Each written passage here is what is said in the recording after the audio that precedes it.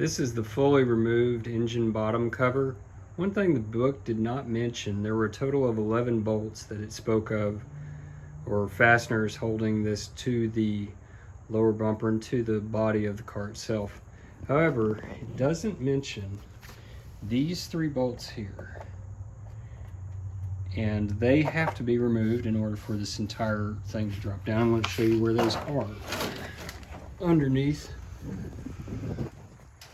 bolt locations are here, here, and there. Again, all 10 millimeter.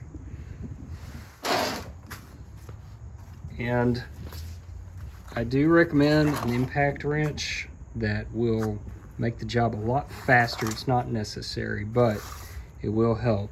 And you'll end up with a handful of these once you have the bottom cover off.